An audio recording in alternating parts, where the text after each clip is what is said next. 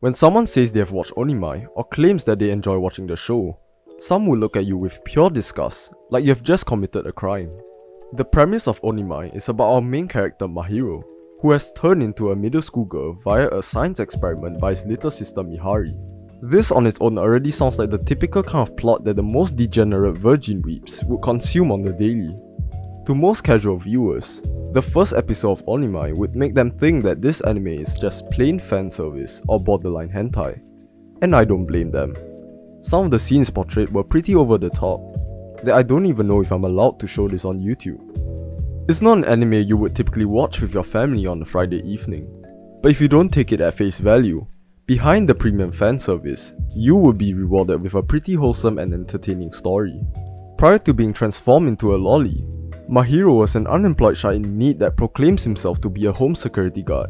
Now stuck in the new body out of his own free will, he has to learn and overcome the challenges and obstacles of what it takes to live his life in a female body, as well as improving his overall lifestyle that he's been neglecting for years. As the story goes on, we get to watch Mahiro's daily life as he finds his way to adapt to his new body. Even simple things like going to the bathroom or having to wear a bra was something he had to get used to.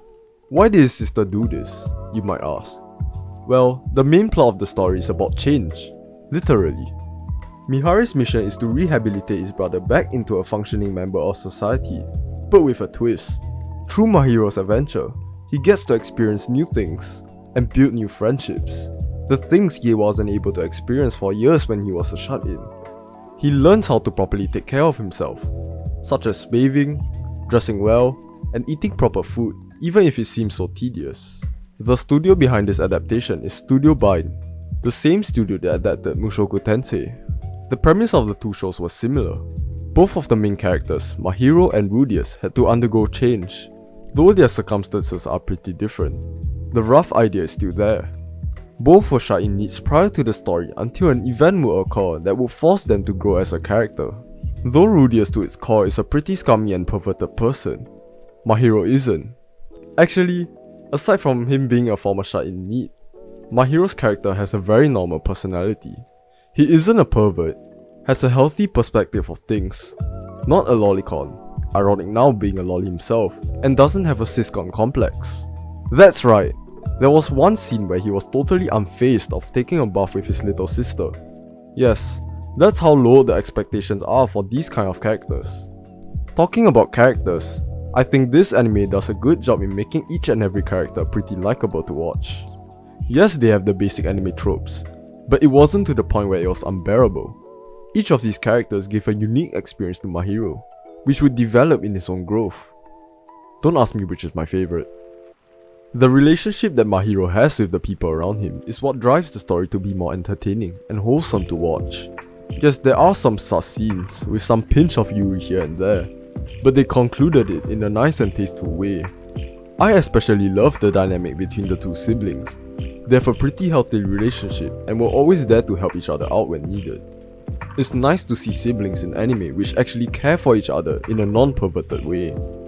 The animation in the show was lively and fun to watch. The way Mahiro expresses his emotions to certain situations reminds me a lot of Bochi from Bochi the Rock.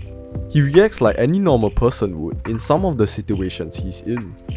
The animation is one of the reasons that kept me engaged in the show. Some of the scenes shown were executed in a way which was pretty interesting and creative, which I didn't even notice at first glance. Not only does the animation make it look good and alive, it also contributes to its humor. I wasn't laughing out loud, but I was giggling at the kinds of things that he has to go through. The execution of the scene through its amazing animation and voice acting is what made the anime so fun to watch. I also really like the song and the art style of this anime. The opening was really catchy and nice to watch, and the overall art and design of the anime gives it a light-hearted and happy tone, which you would expect to see in the anime. The art of the backgrounds and its characters are simple and colourful, which fits really well in the story. Having things like drama or horror wouldn't really fit in this type of settings. Obviously, there are some controversial aspects of Onimai that have made some viewers uncomfortable and go Twitter mode. But that's a rabbit hole I'd rather not get myself into, as no life forms were ever seen to come out from there alive. Onimai is a light-hearted wholesome show that doesn't take itself seriously. And neither should it be. It's a piece of fiction, and it doesn't have to be put under a microscope, and instead enjoy it as it is. Normally, the tag gender bender is blacklisted on my search list, but I'll give this one an exception. I don't expect this anime to win any awards because it doesn't have the deeper story or characters. But that's fine. I didn't watch this anime to be astonished by its plot, but instead to have 20 minutes of fun and enjoyable time. If you haven't seen this anime, I'd say give it a shot. You might like it, though I wouldn't recommend you watching this in public or without locking your door. Anyways, I'm Healthy Annie. If you haven't, like and subscribe. It really helps a lot. And check out these videos if you have yet to do so. Anyways, bye.